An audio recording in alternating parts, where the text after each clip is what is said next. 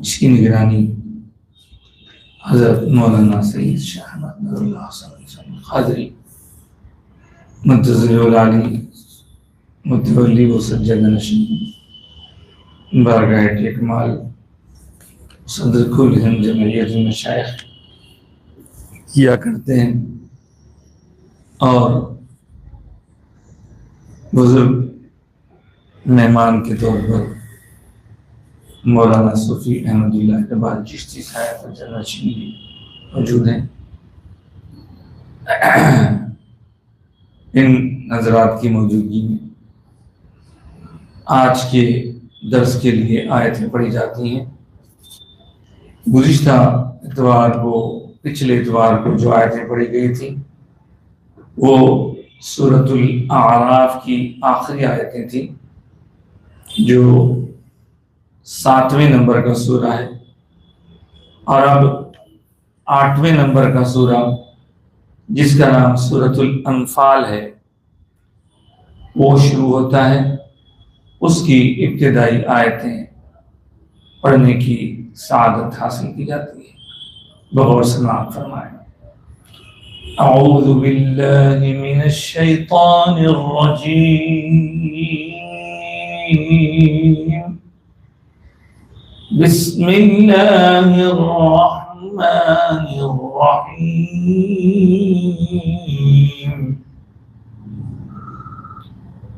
يسألونك عن الأنفال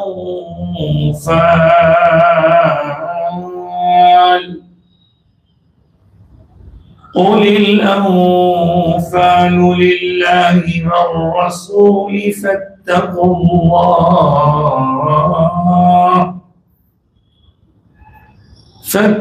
الله وأصلحوا ذات بينكم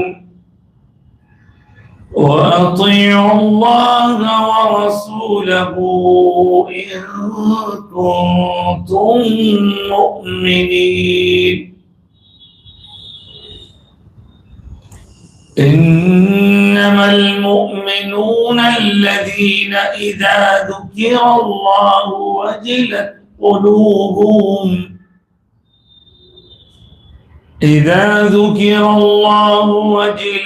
قلوبهم وإذا تليت عليهم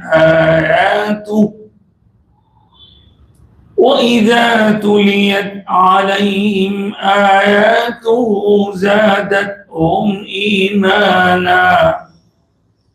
زادتهم إيمانا وعلى ربهم يتوكلون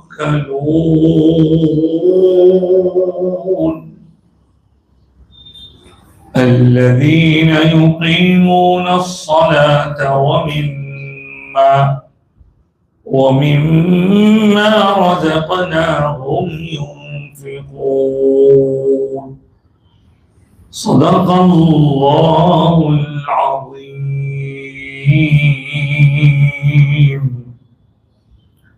وصدق رسوله النبي الأمين الكريم ونحن على ذلك لمن الشاهدين والشاكرين۔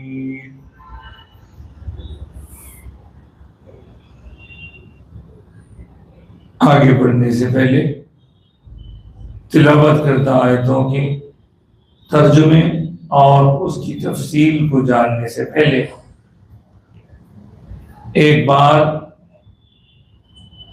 دل کی گہرائیوں سے، عقیدت کی گہرائیوں سے بآواز بلند درود و سلام کا نذرانہ ہم سب پیش کرتے ہیں۔ اللہم صلی علی سیدنا محمد وعلی آلہ واصحابہ وازواجہ وذریاتہ وأهل بيته وعطرته وأولياء أمته أجمعين۔ سب سے پہلے اس سورے کا جو نام ہے وہ آپ سے عرض کر دیتا ہوں۔ اس سورے کا نام ہے انفال، اور انفال اسی سورے کی پہلی آیت میں 2 بار ذکر کیا گیا ہے، جیسے آپ نے ابھی سماعت کیا، یسألونک عن الانفال قل الانفال للہ۔ تو یہ انفال کا نام جو اس سورے کو دیا گیا ہے، اس کا سبب یہ ہے کہ اسی سورے کی پہلی آیت میں 2 بار یہ لفظ استعمال ہوا ہے۔ اب آتے ہیں انفال کا مطلب، انفال کا میننگ۔ انفال کا مطلب ہے مال غنیمت۔ مال غنیمت کیا ہوتا ہے؟ جب مدینہ منورہ میں سرکار کی آمد کے بعد غیروں کے ساتھ جنگ ہوئی، تو اس جنگ کا اختتام ہونے کے بعد ہارے ہوئے لوگوں کی جو کچھ وہاں مال کی صورت میں ملکیت ہوتی ہے، وہ ظاہر ہے وہ تو یا تو مر گئے ہیں یا بھاگ گئے ہیں۔ جتنے مر گئے ان کی لاشیں پڑے ہیں، جتنے بھاگ گئے ہیں ان کا ساز و سامان پڑا ہے۔ تو ان لوگوں کا دشمن کے ہار جانے کے بعد دشمن کا جو مال ہوتا ہے، پیسہ کہیے،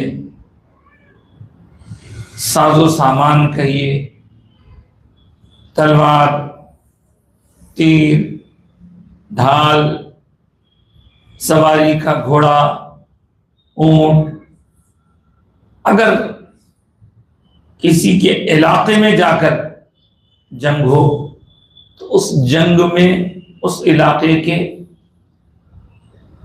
زمین و جائیداد، ان سب چیزوں کو مال غنیمت کہا جاتا ہے۔ اور اس مال غنیمت کا پچھلے نبیوں کے پاس لینا جائز نہیں تھا، بلکہ جو کچھ مال آتا اس کو دفن کر دینے کے احکام تھے۔ حضور اکرم صلی اللہ علیہ وآلہ وسلم نے اپنی خصوصیات بعض احادیث میں بیان فرمائی ہیں۔ ان خصوصیات میں ایک خصوصیت یہ بھی ہے، چنانچہ وہ حدیث پاک آپ نے کئی بار سماعت کی ہوگی کہ اللہ نے دیگر نبیوں پر مجھے فضیلت عطا فرمائی ہے، خصوصیت عطا فرمائی ہے۔ جو فضیلت عطا فرمائی اس میں ایک بات تو یہ کہ مجھے جوامع الکلم سے نوازا گیا ہے، یعنی میں جب بات کرتا ہوں، حضور فرما رہے کہ حضور کی بات مختصر ہوتی ہے لیکن بہت ہی معنی سے بھری ہوئی ہوتی ہے، معنی اس میں بہت ہوتے ہیں، مطلب بہت ہوتا ہے۔ کسی بات کو بیان کرنے کے لیے زیادہ بات کی جائے اور اس کا مطلب کم نکلے تو اس میں کوئی خصوصیت نہیں ہے، لیکن بات چھوٹی ہو، اس کا مطلب زیادہ ہو، الفاظ چھوٹے ہوں، اس کے میننگ زیادہ ہوں، تو اس کی اہمیت ہوتی ہے۔ تو ایک ہے جوامع الکلم سے مجھے نوازا گیا۔ پھر فرمایا سرکار نے کہ مجھے ساری انسانیت کے لیے رسول بنا کر بھیجا گیا، جبکہ مجھ سے پہلے کے لوگوں کو خاص مقام، خاص علاقے کے لیے نبی بنایا جاتا تھا، جبکہ مجھے سب لوگوں کے لیے بھیجا گیا۔ پھر اور ایک بات یہ کہ زمین پر جب پچھلی امتوں کو عبادت کا وقت ہوتا تو ان کے لیے ضروری ہوتا کہ خاص مقام پر عبادت گاہ میں جا کر ہی عبادت کریں، لیکن حضور نے فرمایا کہ میرے لیے ساری روئے زمین پاکیزہ بنائی گئی ہے، جب بھی جہاں بھی نماز کا وقت ہو، مسجد ہو تو بہتر ہے، نہ ہو تو عام زمین پر بھی مصلی بچھا کے نماز پڑھی جا سکتی ہے۔ یہ بھی حضور کی خصوصیات ہے۔ اور اسی ارشاد میں سرکار دو عالم صلی اللہ علیہ وسلم فرماتے ہیں کہ میرے لیے یعنی میری امت کے لیے مال غنیمت کو حلال کیا گیا ہے، جو پہلے حلال نہیں تھا۔ یہ ہے حضور کی چند خصوصیات جو اس میں بیان کی گئی ہیں، اور بھی خصوصیات ہیں سرکار کی، لیکن اس میں چونکہ اس کا ذکر ہے تو میں نے اس کو بیان کیا۔ سوال یہ ہے کہ اس طرح کا حکم دینے کی ضرورت کیا پیش آئی؟ ضرورت کیوں پیش آئی؟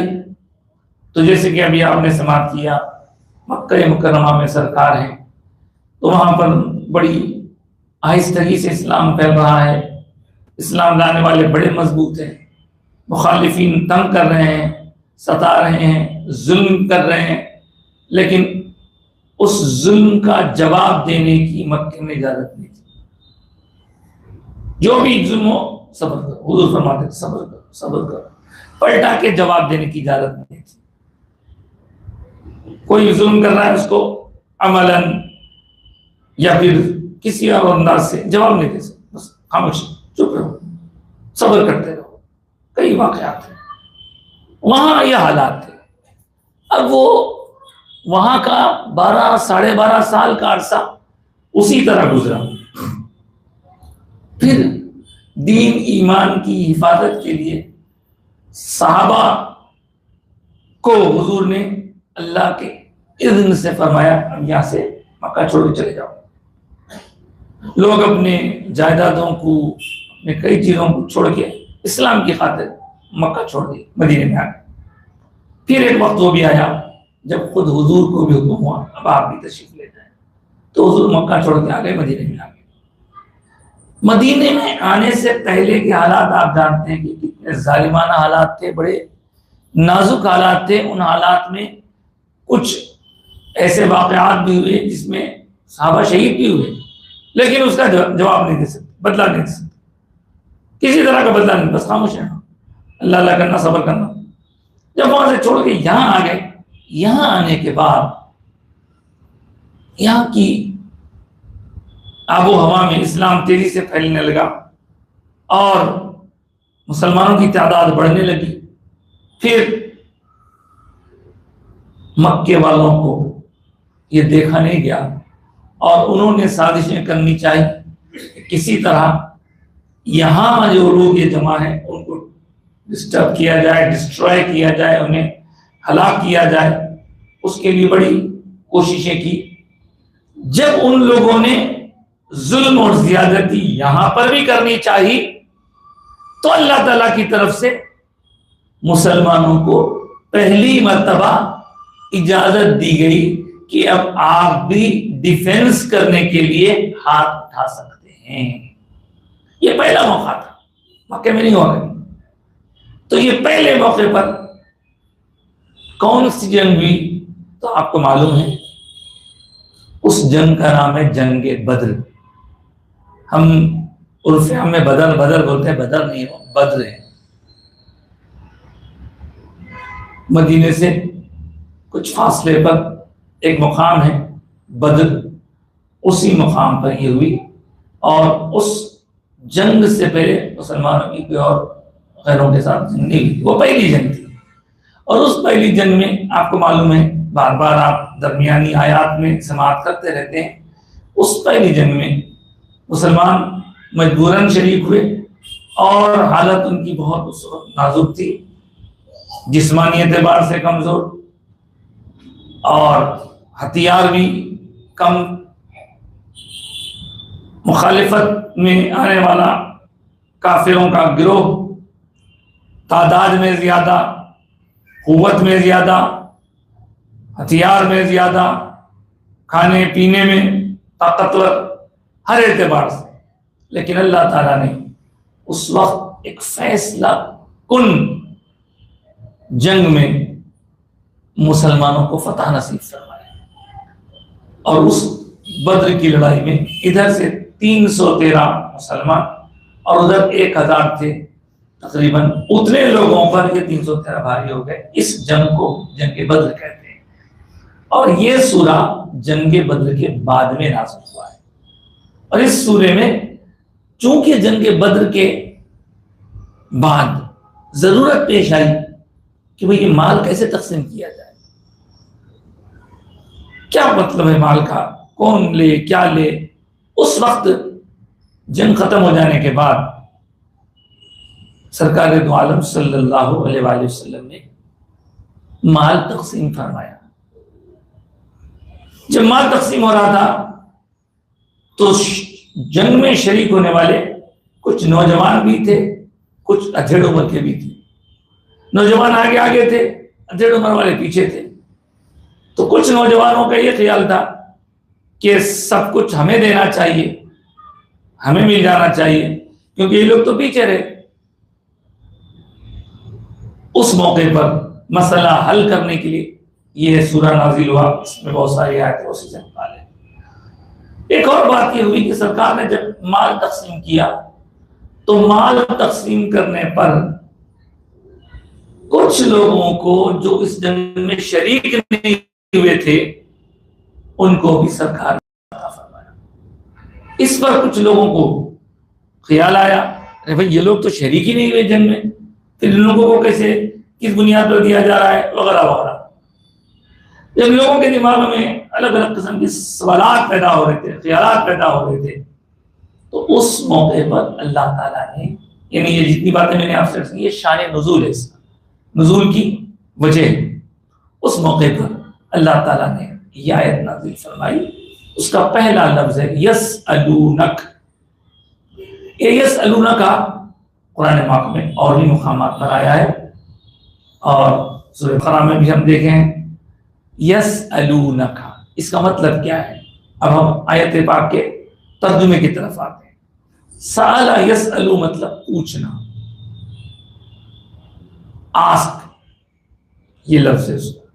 تو یسألونک وہ لوگ پوچھتے ہیں, سوال کرتے ہیں آپ سے.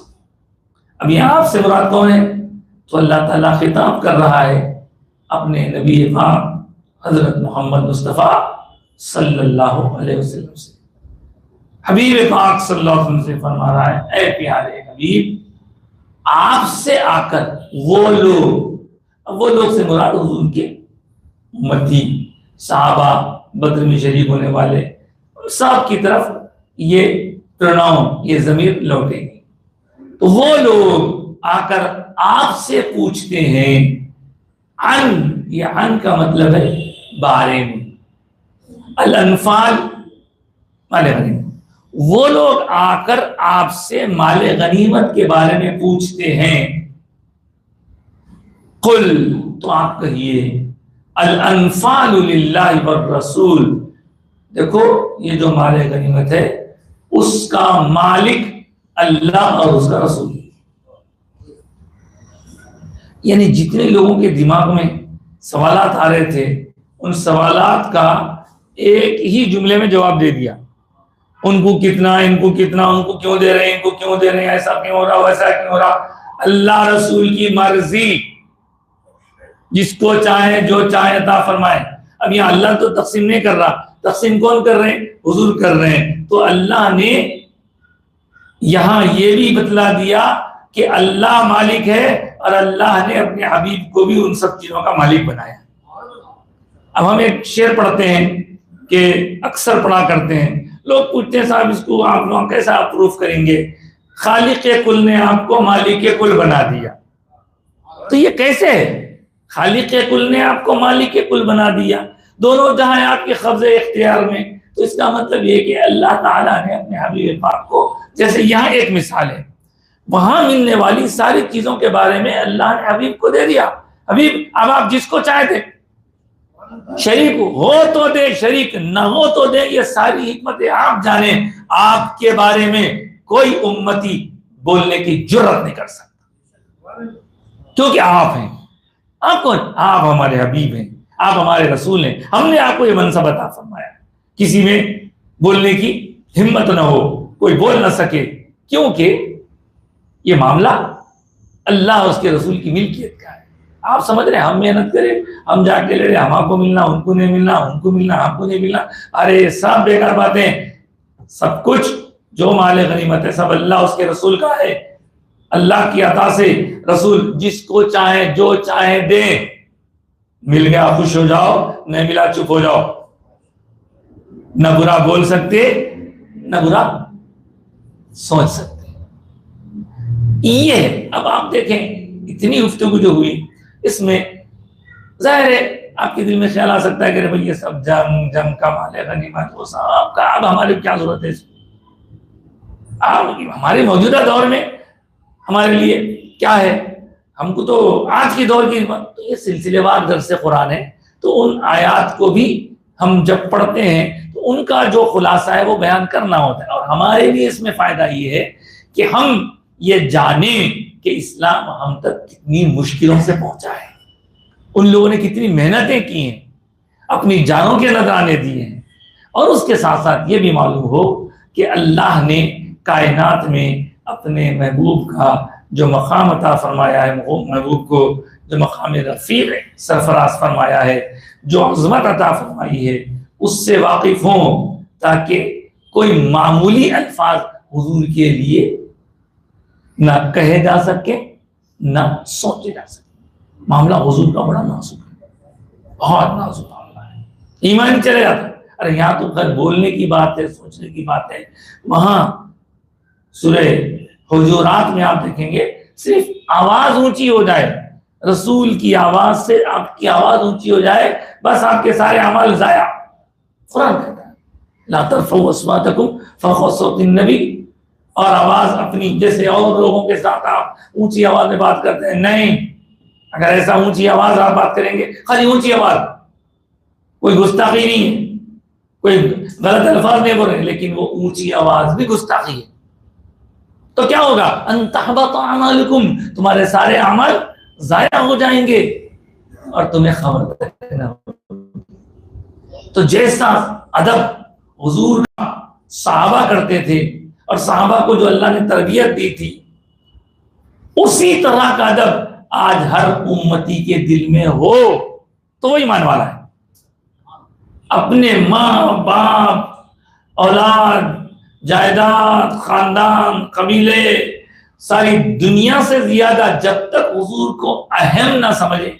اب دیکھیے اللہ رسول فرما رہے، اللہ تعالیٰ اللہ رسول ماری گیا اس کے، تو اللہ کے بعد رسول ہی کے، اللہ کے بعد رسول کا ہی معاملہ ہے، مرتبہ ہے، تو رسول کے بارے میں کبھی بھی کوئی بھی کچھ بھی کتنا بھی کہہ نہیں سکتا، زبان نہیں کھول سکتا۔ اس سے یہ ہم کو پتا چلا، اور یہی وہ چیز ہے جس سے عمل کرنے پر ہمارا ایمان سلامت رہتا ہے، ورنہ ذرہ برابر بھی بے احتیاطی انسان کو ایمان سے دور لے کے چلے جاتے ہیں۔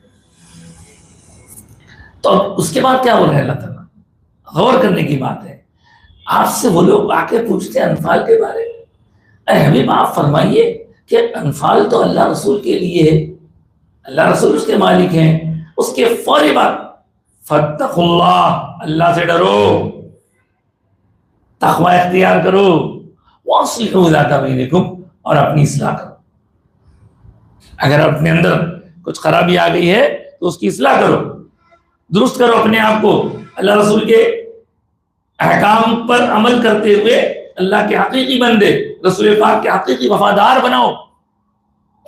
یہ ہے ایک مومن کے لیے اللہ کا مطالبہ۔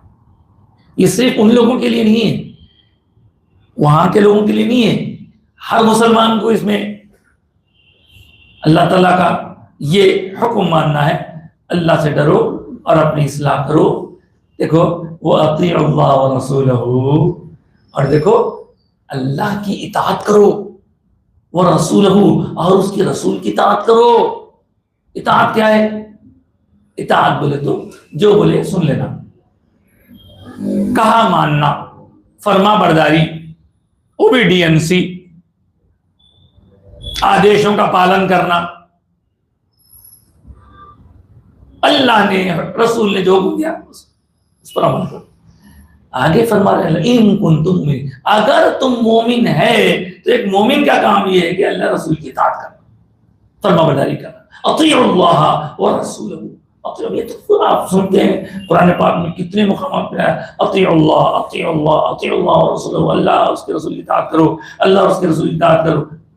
ہر معاملے، کھانے پینے، عبادات، معاملات، ایمانیات، سب معاملے میں، ہر فیلڈ میں اللہ رسول کے کیا احکام ہے اس پر عمل کرو.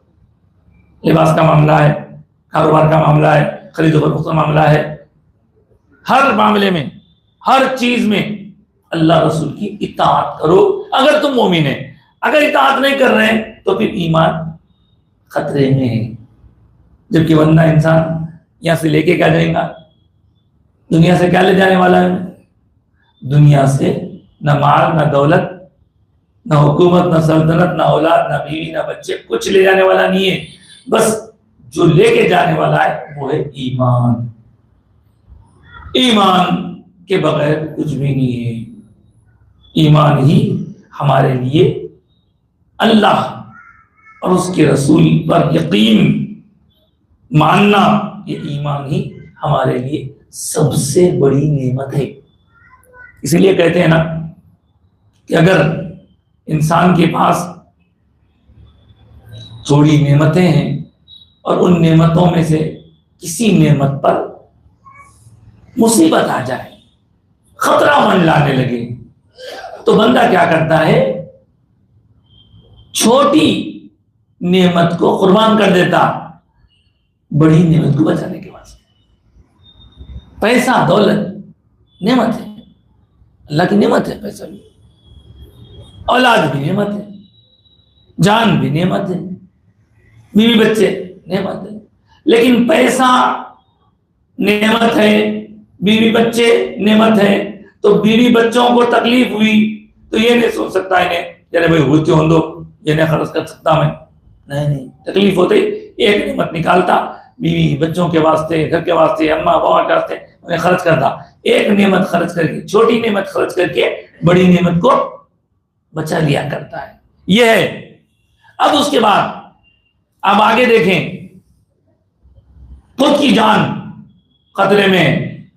تو خود کی جان جب خطرے میں ہے تو انسان کیا کرتا؟ کسی کی پرواہ نہیں کرتا، سب سے پہلے اپنی خود کی جان بچانے کی کوشش کرتا ہوں. اب آپ اس سے تو سمجھ گئے کہ سب سے زیادہ امپورٹنٹ ہے کہ انسان کے پاس جان ہے. جان سے بڑھ کے کیا ہے صاحب؟ جان سے بڑھ کے بھی کوئی نعمت ہے؟ تو دنیا دار تو یہی کہیں گے کہ جان سب سے بڑی ہے صاحب. جان سے بڑی کوئی نعمت ہے تو اس نعمت کا نام ایمان ہے. جیسا پیسے دے کے اولاد کو بچائے، سب بھول کے اپنی جان کو بچائے. اپنی جان کو دے کے ایمان کو بچانا ہے، جان دے کے ایمان کو بچانا ہے. یہ ہے ایمان کی اہمیت، اسی پر اپنی جان دینا ہے. تو بہرحال اللہ اور اس کے رسول کی اطاعت کرو اگر تم مومن ہو، اگر تم ایمان والے ہو. تو یہ پہلی آیت ہوئی صاحب سورۃ الانفال کی. اب آگے کی آیتوں میں آپ دیکھیں گے کہ متعدد احکام مال غنیمت کے طور پر جنگ بدر کے واقعات بھی کچھ بیان کیے گئے ہیں، اور اس کے ساتھ ساتھ پھر مال غنیمت میں کس کس کو کیا کیا حصہ ہونا ہے وہ بھی آگے ہم سنیں گے. لیکن آج پہلی آیت ہی ہمارے آنکھیں کھولنے کے لیے کافی ہے. اس خیال میں ہیں، کون سے خوابوں میں ہیں، اپنے آپ کو جانچو. اللہ کے فرما بردار ہے نہیں ہے تو فرما بردار لگ جاؤ، اپنی اصلاح کر لو، توبہ کر لو. مومن ہے تو اپنے آپ کو راستے پر رکھنا ضروری ہے.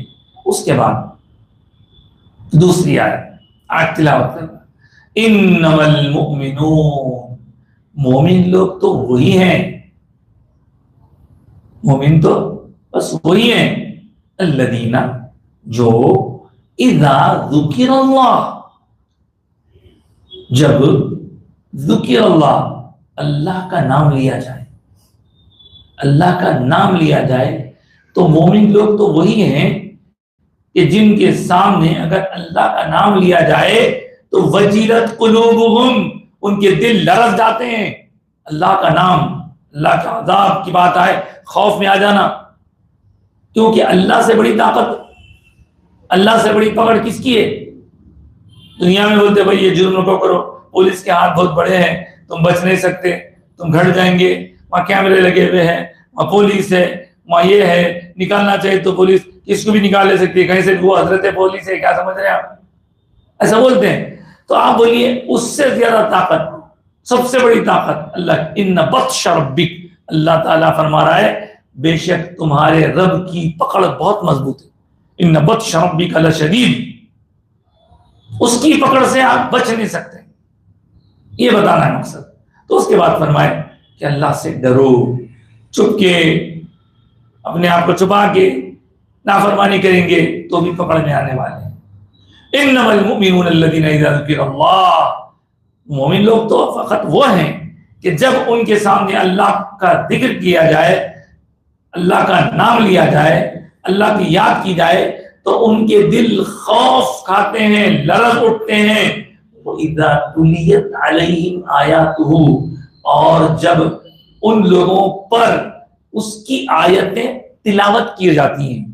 وَإِذَا تُلِيَتْ عَلَيْهِمْ آيَاتُهُ، جب ان پر یعنی ان مومنوں پر اللہ کی آیتیں پڑھی جاتی ہیں، زادتہم ایمانا، تو ان کا ایمان وہ آیتیں زیادہ کر دیتی ہیں. یعنی ایمان بلند ہوتا ہے، ایمان میں اضافہ ہو جاتا ہے، ایمان میں اور استحکام ہوتا ہے، ایمان اور ترقی پاتا ہے. کب؟ قرآن سننے سے. وَعَلَىٰ رَبِّهِمْ يَتَوَكَّلُونَ، اور ان کی ایک خصوصیت یہ بھی ہے کہ وہ اپنے رب پر بھروسہ کرتے، توکل کرتے. کون سا؟ بتایا مومنین حقیقت میں وہ لوگ ہیں کہ جن کے سامنے اللہ کا ذکر کیا جائے تو وہ لرز جاتے ہیں، جن کے سامنے اللہ کا ذکر کیا جائے تو وہ خوف کھا جاتے ہیں. کوئی گناہ کرنے جا رہے ہیں، اللہ کا نام لیا جائے تو بے باکی سے، دیدہ دلری سے کوئی ایسا جملہ نہیں کہتے جو اللہ کے خلاف ہو، بلکہ اللہ کا نام لے لیے. جیسے مثال کے طور پر ایک چھوٹا واقعہ اکثر ہم سنتے ہیں، آپ نے حضرت قبلہ سے بھی سماعت کیا. یہ بات حضرت سیدنا عمر فاروق رضی اللہ تعالیٰ، آپ کا طریقہ کار تھا کہ رات کے وقت عام لباس میں نکل جایا کرتے، جا کے گھوم پھر کے جائزہ لیتے کون کس حالت میں، کیا چل رہا ہے. آپ کے تحت کام کرنے والے تو تھے، وہ لوگ تو اطلاع دیتے تھے، لیکن خود آپ اپنی آنکھوں سے مشاہدہ کرنے نکل جاتے تھے. ایک بار ایسے ہی رات میں گشت کے لیے نکلے، اور وہاں سے جب واپس آ رہے تھے تو فجر سے پہلے تہجد کا وقت تھا، صبح ارلی مارننگ. پہلے زمانے میں اونچے اونچے گھر نہیں ہوتے تھے، زمین پہ گھر ہوتے تھے، چھوٹی چھوٹی دیواریں ہوتی تھی. تو ایک دیوار ایک گھر کے قریب سے گزر رہے ہیں تو دیوار کے اس پار سے آواز آ رہی ہے. اب کیا ملا بیٹا میلا، پانی ملا دو اس کے اندر. تو تھوڑا رکے، آپ یہ کیا پانی ملانے کی بات کیا؟ تھوڑی اور رکے، ان دونوں کی بات سنیں. تو کیا ایسا دوسروں کی بات سننا جائز ہے؟ نیت کے اوپر ڈیپینڈ کرتا ہے. حضرت عمر خلیفہ ہیں، کہیں وہ لوگ غلط کام تو نہیں کر رہے، اس لیے ٹھہر کے سنیں. تو جب آپ رک کے سنیں تو ان کے درمیان گفتگو ہو رہی تھی. ماں نے بیٹی سے پوچھا، بیٹی آج دودھ کتنا نکلا ہے؟ گائے بیل تھی اس پہ سے. تو اس لڑکی نے کہا اما جان روز جتنا نکلتا اس سے کم نکلا ہے. تو اما جان نے کہا اب اتنا تو کافی نہیں ہوگا ہمارے لیے، لہذا سب لوگوں کو جن کو وہ دیا کرتے تھے، بیچا کرتے تھے، گراہک تو زیادہ ہے، لہذا ایسا کرو اس دودھ میں پانی ملا دو، وہ زیادہ ہو جائے گا، ہمارا کام چل جائے گا. تو بیٹی نے جواب والدہ کو دیا، اماں آپ مجھے دودھ میں پانی ملانے کے لیے کہہ رہے ہیں، آپ جانتے نہیں کہ یہ حضرت عمر کا دور ہے، یہ حضرت عمر کا دور ہے. انہوں نے اگر یہ جان لیا کہ ہم دھوکہ دے رہے ہیں, دودھ میں پانی ملا رہے ہیں, تو پھر تو ہماری خیر نہیں ہے. تو ماں نے پھر کہا, ارے بیٹے جو میں کہتی ہوں کر دے. اب عمر کو پتا کیسے چلے گا؟ کیا یہاں عمر کھڑے ہوئے تھوڑی ہیں جو یہاں کھڑے تھے, ان کی ہمارے ہمیں دیکھ رہے ہیں. یہاں کہاں ہے عمر؟ یا عمر کہاں ہے؟ عمر دیکھ رہے ہیں تھوڑی. اس عورت نے یوں کہا.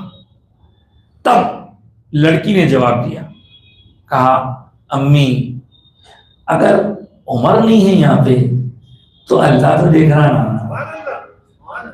اللہ تو دیکھ رہا نا, ہم دھوکہ کیسے دیں گے؟ حالانکہ عمر یہاں کھڑے رہ کے دیکھ رہے ہیں, وہ لوگ بات کر رہے ہیں, حضرت عمر وہیں کھڑے رہ کے سن رہے ہیں سب یہ. لیکن بچی نے جواب میں کہا, نہیں امی اگر عمر نہیں سن رہے تو عمر نہیں دیکھ رہے تو کیا, اللہ تو دیکھ رہا نا.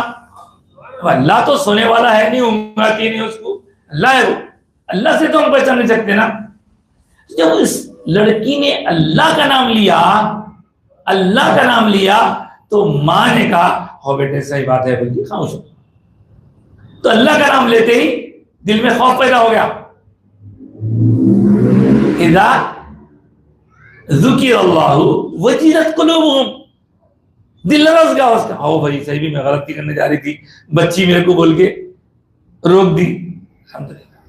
تو یہ ہے مثال دیا ہے خالی میں, وجلت قلوبہم, دلوں میں. تو ایمان ہے تو ہوتا ہے, نہیں تو آرے جان کہا کون کیا کرتا, چل رہا ہے. اور جو ہوتا دیکھیں گے والے کتنے آج کل جو ہے گناہوں میں آدمی ملوث ہوتا ہے, مڈرا ہو جا رہے ہیں. جو ہوتا دیکھیں گے وہ, اور سمجھ رہے ہیں کہ ہم یہاں پہ کچھ کھلا کھلا کے جیل سے چھٹ جائیں گے, وکیل کو کھلا کے الزام سے بری ہو جائیں گے. لیکن اللہ کے عدالت سے کیسا بچیں گے؟ کوئی بھی کام ہو, مڈر تو بہت بڑا ہے اور بھی. تو اذا ذکر اللہ وجلت قلوبہم, دل ان کے لرز جاتے ہیں, خوف کھاتے ہیں. وَإِذَا تُلِيَتْ عَلَيْهِمْ آيَاتُهُ, جب ان پر یا ان کے سامنے آیتیں پڑھی جاتی ہیں اللہ کے کلام کی, تو ان آیتوں کا اثر یہ ہوتا ہے, وہ آیتیں دلوں میں ایمان کو اضافہ کر دیتی ہیں. اب آپ بولیے قرآن پاک سننے سے آپ کا ایمان تازہ ہوتا نہیں ہوتا؟ اگر ہوتا تو کچھ نہ کچھ ایمان ہے ہمارے پاس, اور اگر ایمان ہمارا گیا گزرا ہے تو آیتیں سننے پر ہمیں سکون نہیں ملے گا. آیتیں سننے پر ایمان تازہ نہیں ہوگا, ایمان میں اضافہ نہیں ہوگا. ایسے بندے کو توبہ کر کے رجوع ہونا چاہیے کہ اللہ میرے دل کی سختی کو دور کر دے کہ میں قرآن پڑھتا ہوں تو مجھے ایمان میں اضافہ محسوس نہیں ہوتا. تو اذا تلیت علیہم آیاتہ زادتہم ایمانا وعلی ربہم یتوکلون, اور وہ لوگ اللہ پر کامل بھروسہ رکھنے والے ہوتے ہیں. انہی کے بارے میں اللہ نے ایک اور صفت بیان فرمائی, الذین, یہی وہ لوگ ہیں, یقیمون الصلاۃ, نماز کو قائم کرتے ہیں, نماز بھی ٹھیک ٹھیک ادا کرتے ہیں. وَمِمَّا رَزَقْنَاهُمْ يُنْفِقُونَ, اور ہم نے ان کو جو کچھ دے رکھا ہے, ہم نے ان کو جو کچھ عطا کیا ہے, ہم نے ان کو جو کچھ سرفراز کیا ہے, اس میں سے وہ لوگ خرچ کیا کرتے ہیں. اس کے تحت علماء نے, مفسرین نے کیا کیا کہا کہ اللہ نے جو کچھ ہمیں دیا ہے اس میں سے خرچ کرتے ہیں. کیا کیا دیا اللہ تعالیٰ اور کیا کیا خرچ کرنا ہم, تو جو دیا اللہ تعالیٰ وہ اللہ کے راہ میں خرچ کرنا. صرف مال نہیں, صرف پیسے نہیں, بلکہ اللہ کی عطا سے آپ کے پاس جو کچھ ہے خرچ کیجئے, اس کو جو کچھ ہے خرچ کیجئے. خرچ کریں گے تو اللہ تعالیٰ خوش ہوگا. پیسہ دولت وہ بھی کسی کے پاس ہے وہ خرچ کریں, کسی کے پاس معلومات ہیں وہ خرچ کریں, کسی کے پاس علم ہے وہ خرچ کریں, کسی کے پاس لکھنا پڑھنا آنے کی صلاحیت ہے وہ خرچ کریں. کسی کے پاس کچھ نہیں ہے تو انسان کے پاس سانسیں تو ہیں اس کی، ان سانسوں کو اللہ کی راہ میں خرچ کریں. کیسے؟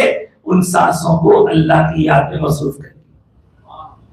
دیکھیے صاحب، جو کچھ ہم نے دیا ہے اس میں سے خرچ کرتے ہیں تو مطلب یہ ہوا کہ جو کچھ ہم نے دیا ہے سب کچھ اللہ نے دیا ہے، اور اس کو اللہ کے نام میں خرچ کرنا چاہیے. کتنا وہ تو آپ کو معلوم ہے، کچھ فرض ہے، کچھ واجب ہے، کچھ سنت ہے، کچھ نفل ہے. فرض کتنا ہے تو زکوٰۃ کے حساب سے دیکھا گیا کہ اگر آپ کے پاس 40 روپے ہیں تو 1 روپیہ اللہ کی راہ میں زکوٰۃ کے طور یہ فرض ہے، تو اس کا پرسنٹیج 2.5 یہ پرسنٹ ہوتا ہے. لیکن اور کچھ لوگ ہیں جو کیا کرتے ہیں، دل والے ہیں. جیسے آپ حضرت عمر کا تذکرہ سنے بھی تو یہ حضرت عمر فاروق ہیں جو حضور کے کہنے پر ایک جنگ میں اپنا مال دولت لے کر حاضر ہو گئے. سرکار نے پوچھا، عمر یہ سارا ساز و سامان لائے ہو، یہ گھر میں گھر کے لیے بھی کچھ رکھا ہے؟ تو کیا کہا حضرت عمر نے؟ آدھا آدھا. تو ابھی میں نے زکوٰۃ کے لیے کہا 2.5، اب آدھا آدھا کا مطلب 50% دے دیا ہوں میں. تو فرض تو معافی صاحب،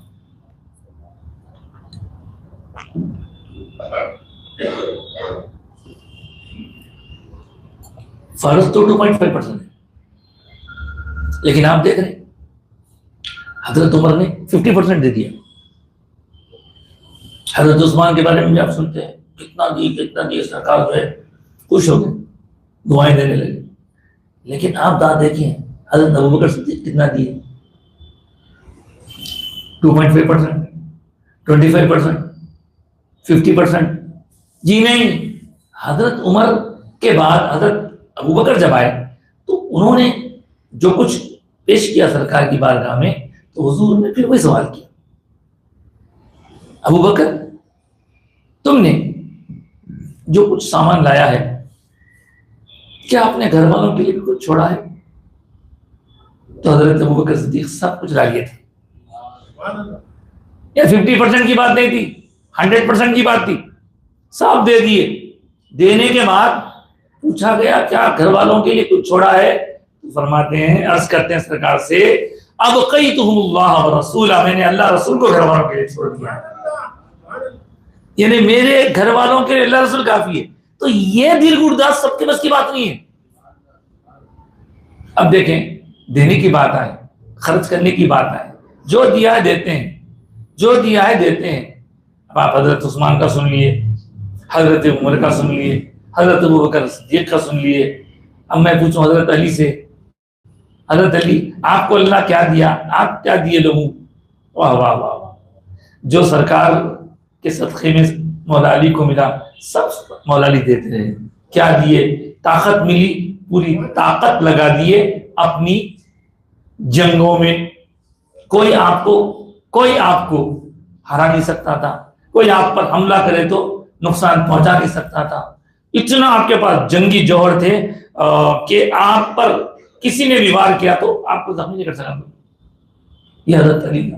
پھر علم دیا اللہ نے، جو دیا وہ خرچ کرتے ہیں. علم دیا اللہ نے تو علم دے دیتے ہیں.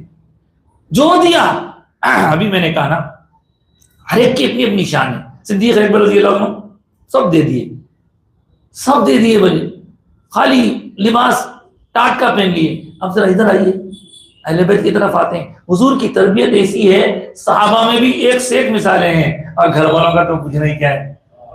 حضرت علی رضی اللہ تعالیٰ عنہ دن بھر محنت مشقت کر کے کما کے لے کے آتے ہیں. لانے کے بعد گھر میں حضرت سیدہ کائنات کو دیتے ہیں کہ آج روزہ ہے، ہم روزہ کھولنے سے پہلے میں محنت کر کے لایا ہوں، چلیے روٹی تیار کیجیے، ہم اس سے افطار کریں گے، روزہ کھولیں گے. لیکن کیا ہوتا ہے، عین اسی وقت میں ایک سائل آتا ہے. کیا کریں، روزہ کھولنا تھا، پانی سے روزہ کھول لیے، روٹی اٹھا کے دے دی. دوسرا دن ایسا ہی ہوتا ہے، پھر این وقت پہ سائل آتا اس کو دے دیتے. آپ دیکھ رہے ہیں خود بھوکے رہ رہے ہیں، دوسروں کو کھانا کھلایا. یطعمون الطعام علی حبہ مسکینا ویتیما واسیرا. مسکین کو ایک دن مسکین کھایا، دوسرے دن یتیم کھایا، تیسرے دن قیدی آیا، بولا کہیں نہیں کچھ نہیں مل رہا، میں کو اللہ کے نبی کے گھر والوں کے پاس کچھ لے لو. تو اس طرح حضرت فاطمہ نے 3 دن بھی روٹی دے کر اپنے رب کی عطا کو کیسے خرچ کر رہے ہیں یہ بتایا. اس سے بڑی دولت، اس سے بڑی نعمت، اس سے بڑا انعام وہ ہے اولاد. حضرت مولا علی کی سیدہ کائنات سے جو اولاد ہوئی آپ جانتے ہیں، خواہ وہ حضرت حسن ہو کہ حسین ہو، ان دونوں شہزادوں نے امت کو بچایا ہے. ایک نے جنگ و جدال سے روک کر بچایا ہے، اپنی خلافت کو بادشاہت میں تبدیل کرنے والوں کی طرف دے کر، تو ایک امام حسین نے اپنی جان، اپنا کنبہ دے کے وَمِمَّا رَزَقْنَاهُمْ يُنْفِقُونَ، ہم نے جو دیا ہے اس کو ہماری راہ میں خرچ کرتے ہیں. تو حضرت حسین کے بعد جو کچھ تھا سب دے دیے، مال بھی دے دیے، گھر بھی دے دیے، جائیداد بھی دے دیے، اولاد بھی دے دیے، بچے بھی دے دیے، خود اپنی جان تھی وہ جان بھی دے دی. تو یہ ہے خرچ، ہم جو کچھ دیتے ہیں خرچ کرتے ہیں. اتفاقی بات یہ ہے کہ اس مہینے میں حضرت صدیق اکبر رضی اللہ تعالیٰ عنہ کا یوم وصال بھی آتا ہے. انشاءاللہ آنے والے اتوار کو حضرت صدیق اکبر پر کچھ عرض کریں گے، لیکن اسی مہینے میں حضرت سیدہ کائنات بی بی فاطمہ الزہرا رضی اللہ تعالیٰ عنہ کا ذکر جمیل بھی ہوتا ہے، کیونکہ بعض روایتوں کے مطابق آپ کی ولادت اسی مہینے میں ہوئی ہے. حضرت سیدہ کائنات خاتون جنت بی بی فاطمہ الزہرا رضی اللہ تعالی عنہ ساری امت میں ایک ایسا عظیم مقام رکھتی ہیں کہ حضور نے خود ان کے بارے میں ارشاد فرمایا، الا ترضین، قال رسول اللہ صلی اللہ علیہ وسلم الا ترضین، کہ کیا تم اس بات سے راضی نہیں ہو کہ فقد جعل اللہ لکی سیدتی نساء العالمین، اور کما قال صلی اللہ علیہ وسلم فرمائے کہ کیا تم اس بات سے راضی نہیں کہ اللہ نے تمہیں سارے عالم کی عورتوں کے سردار بنایا. یہ حضرت سیدہ کائنات کا مقام اور شان عظمت ہے. اور ایک بات سرکار نے فرمایا، فاطمہ تو بضعۃ منی، فاطمہ میرے جگر کا ٹکڑا ہے. جس نے ان کو ناراض کیا انہوں نے مجھے ناراض کیا، اس نے مجھے ناراض کیا، اور جس نے مجھے ناراض کیا اس نے اللہ کو ناراض کیا. تو سرکار کی شہزادیوں میں ساری شہزادیاں، چاروں شہزادیاں اپنا اپنا مقام رکھتی ہیں، لیکن خصوصیت کے ساتھ حضرت بی بی فاطمہ الزہرا رضی اللہ تعالی عنہ کی شان عظمت حضور نے بیان فرمائی، اس لیے کہ آپ کی اولاد پاک دراصل حضور کی اولاد پاک ہے. یہ خصوصیت ہے حضور کی. حضور کے ارشاد کے موقع پر مطابق کہ لوگوں سب کی اولادیں ان کے اپنے بیٹوں سے چلتی ہیں، اللہ نے میری اولاد کو میرے بیٹوں سے میری بیٹی سے جاری رکھا ہے. حضور کی اولاد حضور کی بیٹی سے جاری ہے. اس طرح حضرت بی بی فاطمہ الزہرا خاتون جنت رضی اللہ تعالی عنہ سلام اللہ علیہ، جتنا بھی کچھ کہیں کم ہے. آپ کی قربانیاں بھی بڑی عظیم ہیں، اور آپ کے بارے میں کیا کچھ کہا گیا. بزرگوں نے فرمایا آپ کا مقام و مرتبہ اتنا عظیم ہے، آپ وہ کڑی ہیں کہ ادھر سے نبوت کا فیض بھی مل رہا ہے، اور ادھر سے ولایت کی شان بھی آپ کو مل رہی ہے. کیسے؟ تو سرکار پاک علیہ السلام مباہدہ کرنے کے لیے جب تشریف لے جا رہے تھے تو سامنے حضور، پیچھے حضرت سیدہ کائنات، اور آپ سے پیچھے حضرت علی. تو گویا نبوت اور ولایت کے بیچ میں اللہ نے آپ کو رکھا ہے. نبوت سرکار ہے، ولایت مولا کائنات، دونوں کے درمیان میں آپ ہیں. نبوت کا وہاں سے نور لے رہے ہیں، ولایت کی شان رکھتی ہیں. اللہ تعالیٰ نے آپ کو وہ مقام عطا فرمایا ہے جو کسی اور کو نہیں. اس کی ایک اور مثال سن لیجیے، اس پر بات ختم کریں گے کہ حضور نے ارشاد فرمایا کل قیامت کے دن کئی عورتیں ہوں گی وہاں پہ، لاکھوں کروڑوں، کس کی کون سی کہاں کی یعنی شان والی ہوں گی، لیکن اس وقت حضور کے بارے میں فرمایا گیا کہ قیامت کے دن ایک اعلان ہوگا، اے محشر والو اپنی نظریں نیچی کرو کیونکہ فاطمہ بنت رسول اللہ آ رہی ہے. تو حضور کی شہزادی کا یہ مقام رفیع ہے. حدیث پاک آپ نے سماعت کر لی. آج کا فقہی مسئلہ سماعت فرما لیجیے. اکثر لوگ اس موقع پر جبکہ سردیاں بہت شدید چل رہی ہیں یہ سوال کرتے ہیں کہ ہم نماز فجر کے لیے جب اٹھتے ہیں تو سردی شدید ہوتی ہے، کیا ایسے میں وضو کرنے کے بجائے تیمم کر سکتے ہیں کیا؟ تو دیکھیے، ایک عام بات تو یہ ہے کہ پانی رہتے ہوئے آپ تیمم نہیں کر سکتے، لیکن پھر خصوصی بات یہ ہے کہ جس آدمی کی جو کنڈیشن ہے، جو حالت ہے، وہ خود زیادہ بہتر جانتا ہے. اگر سمجھیں کہ بہت زیادہ سردی ہے، کوئی عمر رسیدہ شخصیت ہے، ان کا پانی میں ہاتھ ڈالنا ان کے لیے فالج پیرالائز وغیرہ کا ذریعہ ہو سکتا ہے، تو ان کو چاہیے احتیاط کریں. جی ہاں، وہ ان کے لیے ریزن ہے.